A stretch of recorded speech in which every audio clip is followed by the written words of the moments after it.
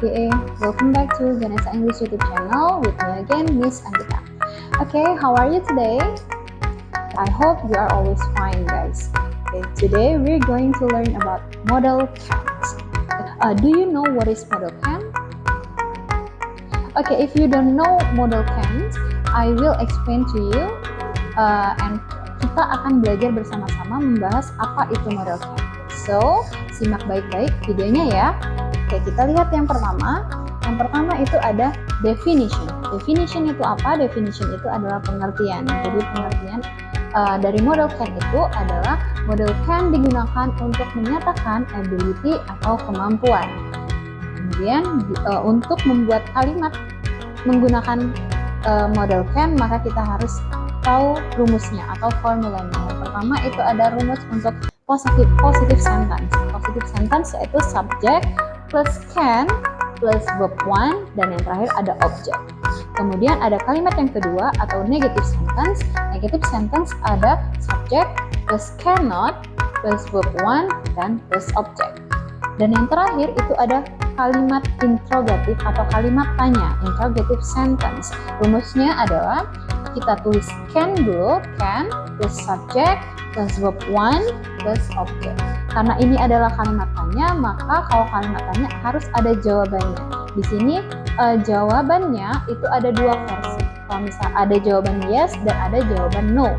Kalau yes itu yes plus subject plus can. Dan kalau no, no subject plus cannot.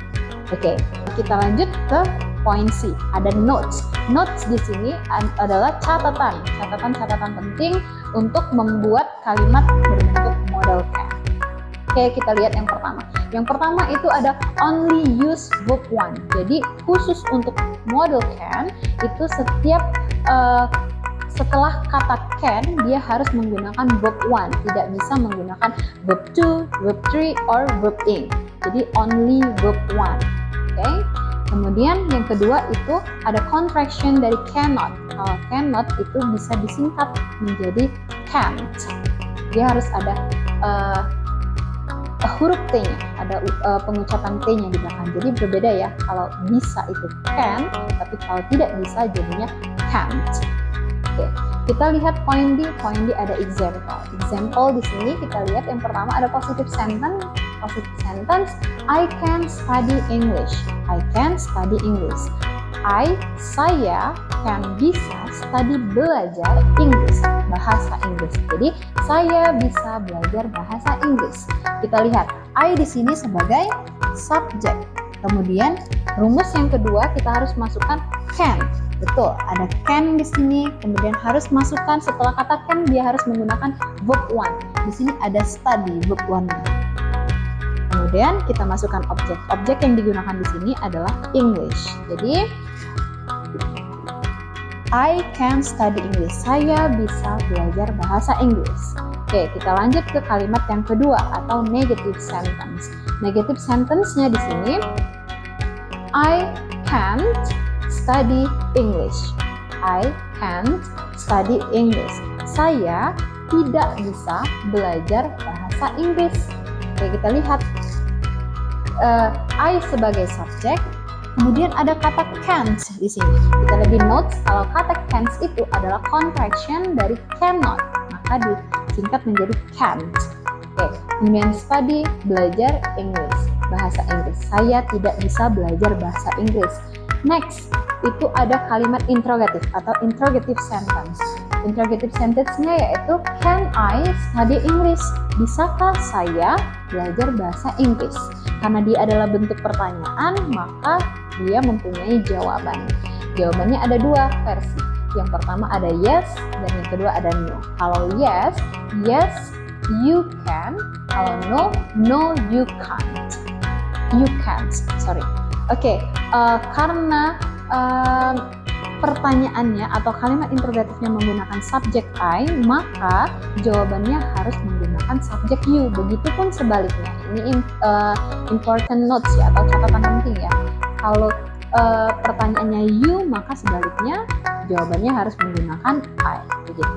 Oke, after this kita akan bahas exercise. Oke, sahabat JE, sekarang waktunya kita untuk menjawab pertanyaan-pertanyaan. Di sini Miss ada 2 pertanyaan. Kita jawab yang pertama dulu ya. Jadi kita lihat. Yang pertama ini adalah soal conversation. Jadi ada A dan ada B. Ada 2 orang berarti yang sedang ngobrol. Kita lihat yang A. Can you play football? Kemudian jawaban si B, yes, I blank blank blank. Maka kita diminta untuk menjawab blank blank di sini di bagian B. Kita disuruh untuk melengkapi pembicaraan yang bagian B. Kita lihat jawaban yang A, jawaban yang pertama. Di sini ada could. Could di sini apakah benar jawaban untuk orang kedua atau orang yang B? Could di sini adalah bentuk past. Sedangkan di sini pertanyaan si A itu menggunakan bentuk present, maka could tidak bisa digunakan. Kita coret could tidak bisa digunakan ya teman-teman. Kemudian yang B juga, kita lihat couldn't, ada couldn't di sini. Couldn't ini adalah bentuk negatif dari could, maka dia juga past, bentuk lampau. Dan ini adalah negatifnya dari kata could.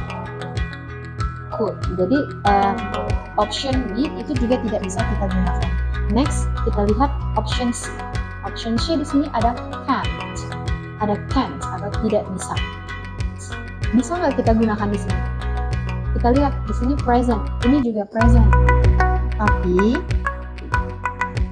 sayangnya yang diminta oleh pembicara B itu dia menggunakan kata yes, maka tidak bisa menggunakan ini.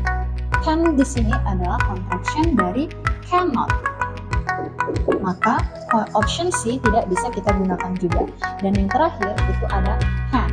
Can di sini bisa kita gunakan karena dia bentuk present dan untuk melengkapi percakapan nanti kita bisa mengisi dengan kata can karena dia diawali dengan kata yes. Oke, teman-teman, jadi jawabannya untuk pertanyaan nomor 1 adalah B, can. Jadi yes, I can. Ya, saya bisa. Oke, di sini ada pertanyaan kedua. Pertanyaan kedua, Miss minta kalian semuanya menjawab pertanyaan nomor 2 ini di bagian komentar. Oke, teman-teman, I think enough for today. See you next material and bye-bye.